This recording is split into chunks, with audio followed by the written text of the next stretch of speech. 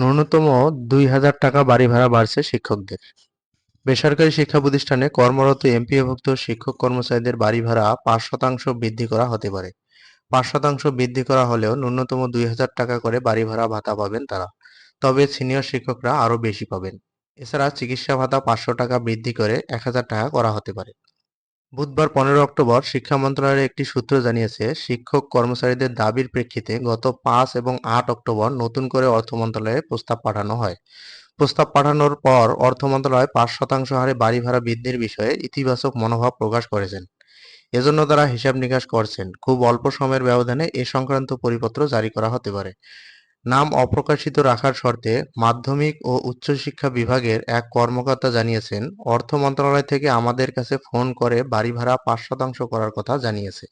৫% বৃদ্ধি পেলেও ন্যূনতম ২,০০০ টাকা করে বাড়ি ভাড়া ভাতা পাবেন শিক্ষক কর্মচারীরা।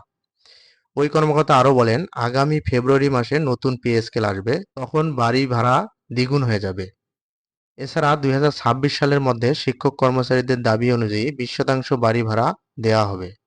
অর্থ মন্ত্রণালয়ের কাছে অর্থের সংকট থাকায় আপাতত তারা ২০% হারে ভাড়া দিতে অপারগতা প্রকাশ করছেন। এদিকে এমপিওভুক্ত শিক্ষক কর্মচারীদের শতাংশ হারে বাড়ি ভাড়া ভাতা বৃদ্ধি নিয়ে রুদ্ধদ্বার আলোচনা করেছে অর্থ মন্ত্রণালয়ের কর্মকর্তারা। বুধবার সকাল থেকে শুরু হওয়া এই আলোচনা সন্ধ্যায় শেষ হয়েছে। অর্থ মন্ত্রণালয়ের একটি সূত্র জানিয়েছে, সংস্থাটির অতিরিক্ত সচিব দিলরুবা শাহিনার কক্ষে এই আলোচনা হয়।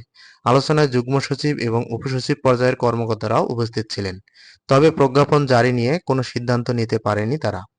নাম অপ্রকাশিত রাখার শর্তে অর্থ বিভাগের এক কর্মকর্তা জানিয়েছেন, শিক্ষক কর্মচারীদের শতাংশ হারে বাড়ি ভাড়া ভাতা বৃদ্ধি নিয়ে আলোচনা হয়েছে।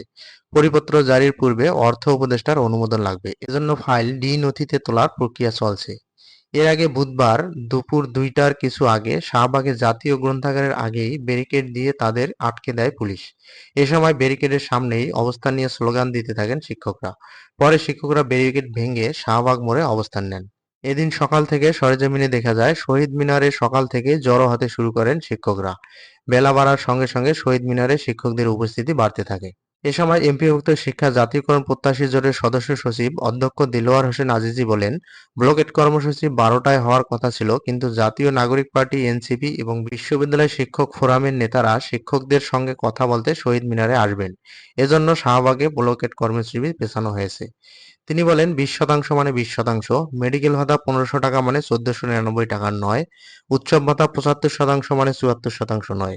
এ ৩ দাবি আদায় না হওয়া পর্যন্ত রাজপথ ছাড়া যাবে না। ৩ দফা দাবি থেকে আমরা এক চুলও নড়ব না।